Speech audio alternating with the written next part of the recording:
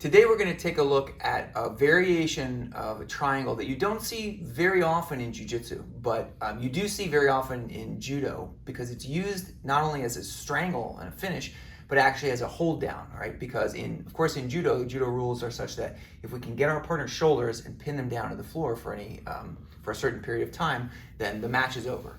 In jiu-jitsu, of course, that's not the case, but we can still use this version of the triangle to take our partner into a strangle situation where we have a lot of great control using our legs.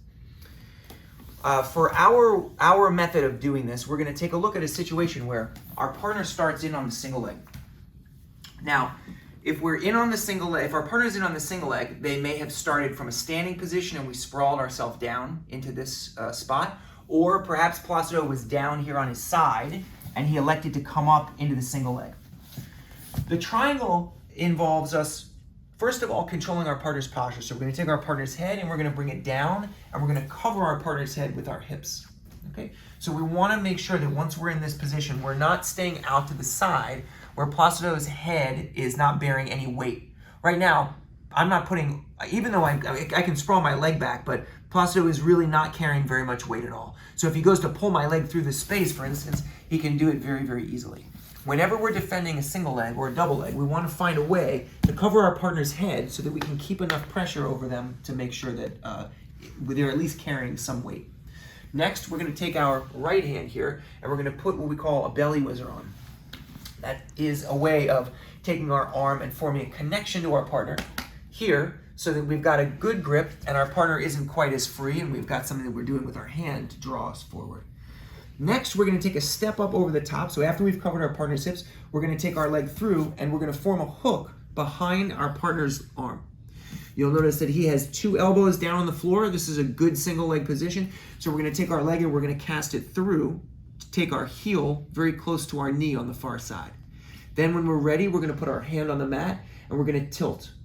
As we tilt, we're going to draw our partner over into a position where they may still be holding on to our leg, but we now have a leg underneath and a leg on top. We're not going to stay here, but we are going to make sure that we prop ourselves up so that our head is above our partner's head. I don't want to pull Placido down here where my head is relatively low, and if he releases his grip, he can scissor and come up and start to look to smash. So instead, we keep our head here with our arm propped. Now, we're going to take our leg, this is the one that he's looking to control, and we're going to take our leg up over the top by pulling our bottom leg back and passing it from one side to the other. So if you look at what's happening here, as Placido goes to hold on tight here, I'm going to take my bottom leg back and we're going to pass so that our top leg can back heel.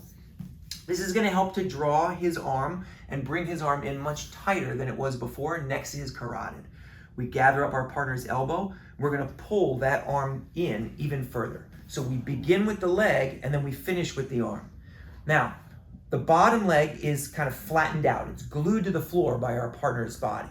So we need to figure out a way to get our leg out. The way we're going to do that is by scissoring it. So we're going to cut it backwards here, and you can see that in the moment that his body comes off my leg, it drops down to the floor. That's a great cue that now it's time for us to go in and start to figure four our legs. So we're going to draw our partner's arm across, and we're going to start to lock a triangle. Now, if you'll notice, right here, I can put my shoelaces behind my calf muscle, but I can't quite lock a full triangle. So in order to get that extra bite on my partner, I'm going to turn my hips over. That's going to let me really get my foot into the right place where we can go ahead and lock everything up. Placido now is in pretty big trouble here. We're going to pinch the knees, we can squeeze, and we have a very good variation of a triangle that a person who's shooting for the single leg often doesn't see coming. So let's look at it from one more angle here. Your partner is going to come in. They're going to start in a single leg. You're going to make sure that you bring your chest forward, and you're going to put your partner in what's called a belly whizzer. That's this right arm through, across in front of our partner's waist. Then we're going to take our top leg, that's the free one, and we're going to step it through so that we can get a connection between our heel and our knee. Now we're going to fall. When we fall, we're going to bring our partner over with us, but we're going to make sure that we keep our hand on the mat and draw our partner here.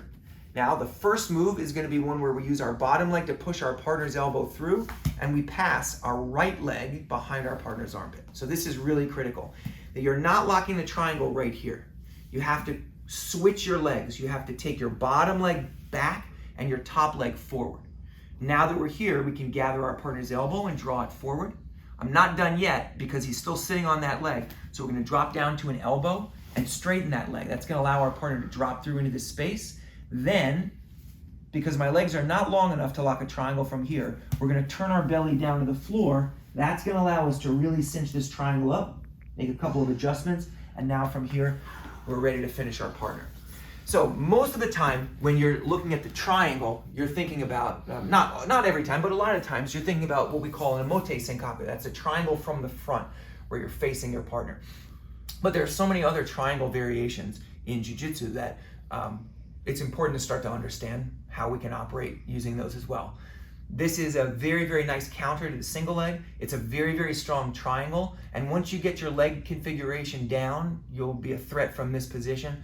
Not just sprawling, not just countering the single leg, not just dealing with the takedown, but going directly into your own submission. Thank you so much for watching. If you want to learn a little bit more about what we do, there are going to be some links below. And we'll see you soon. Thank you very much.